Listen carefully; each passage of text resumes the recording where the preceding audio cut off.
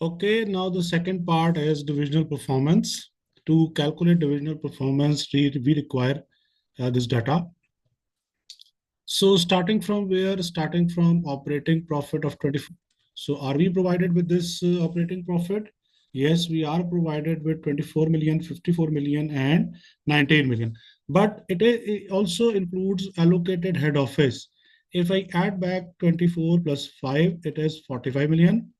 54 plus 16, it is 60 million. 19 plus 8, it is 27 million, which is controllable profit. Capital employed is what? Capital employed is apparently the whole controllable. These are the capital employed. Return on investment here determined. Return on here investment is determined by using this profit before interest and tax without adding back this head office cost of like 21, 16, and 8. So we can see what? We can see the calculation like 24 divided by 157, we have 15.3%. Then we have 54 divided by 320, we have 16.9. Then 19 divided by 167, then we have 11.37. But I think they should add back like their head office cost. In this case, it is 45. Like here, I add cost allocated head office management fees. So by adding back, it is 45, 60, and 27. So if I use 45 divided by 157 into 100, answer will be 28.67. 60 divided by 320, 18.75. 27 divided by 167, it is 16.16%. Then we have residual income. How to calculate residual income? Capital employed multiplied by notional charge of 0.11 minus this operating profit given in the question.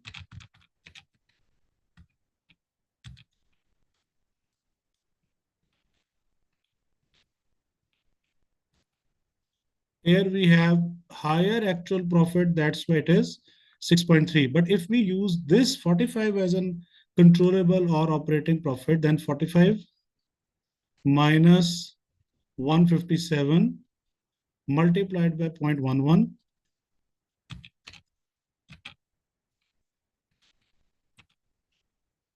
and minus 45, 27.73%. Sorry, $1 million. Same is the way to calculate for next two. So I think so there is some mistake in this answer that they are using uncontrollable profit. Residual income is 6.7. It is 25.2 and it is having 4 million. So all the three divisions are earning residual income. Residual income basically aligned with the maximization of shareholders' wealth. Residual income means what? Excess income. We are earning more than the expectation or target. So if all the departments are earning excess income or residual income, we can say that performance of the all the three departments is good. On the residual income, all divisions are performing well and returning a positive residual income. On the ROI measure, office and industrial are above the sector benchmark of 15%, while disposal is performing below this standard. Disposal is performing below here with the targeted return on investment. Targeted return on investment is what? It is 15%. So with respect to disposal, performance is not satisfied. However, these calculations and conclusions are based on the number of assumptions regarding a suitable choice of profit. Operating profit had been used as this is common. However, it should be noted that if divisional performance measure rather than divisional manager's performance is measure rather than division is being assessed, then the allocated should be excluded as they are uncontrollable for them. So you can see there that in the answer it is given. That's why I told you that we should use this 45. They were saying that ROI is 15%. Question did not restricted us that do not use or do not add back allocated head office cost. Next is conclusion on ROI is made using a sector benchmark. However, sector benchmark is not given. This is similar industries. So we are assuming that average. However, as noted above, three divisions have very different models. So that's where their comparison is not valid. Office has low capital employed.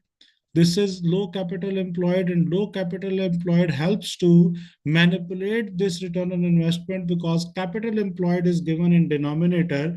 If we have lower value in the denominator, final value will be higher.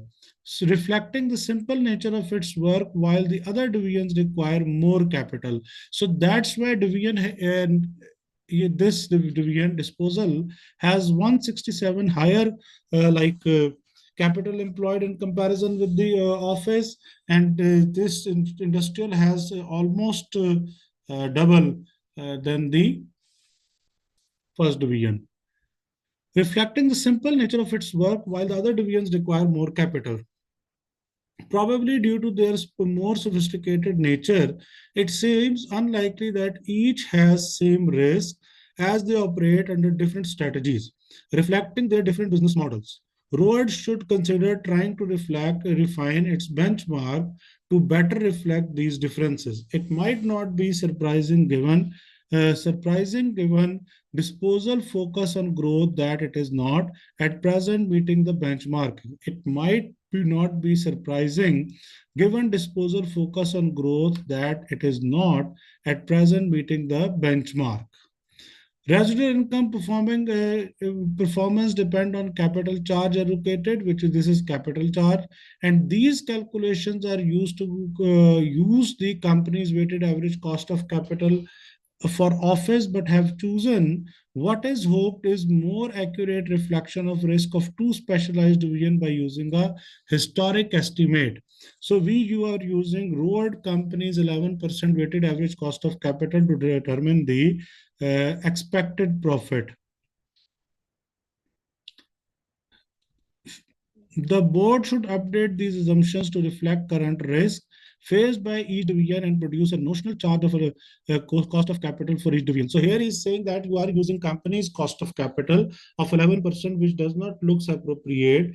It is better to use the cost of capital for each division. Here we have 9% cost of capital for the industrial division. So if we can see that they use 9% for the industrial and disposal, but for office, we are using 11%. Principally, he's saying that rather than using 9% for two departments and one for 11% for the last one, it is better to have separate notional capital charge for each one of the divisions on the basis of their debt and equity ratio and the risk they are taken to maximize their profitability or maximizing the profitability of shareholders.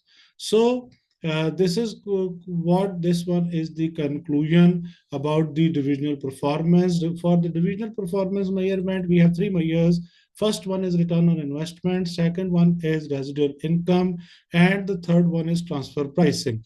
Apart from this, we can also use economic value added to assess the performance. So residual income and economic value added almost are the same, which uses to determine the excess profit than the targeted or expected, and both are aligned or close to profit maximization. This whole is the answer of this question. We are done with our another paper.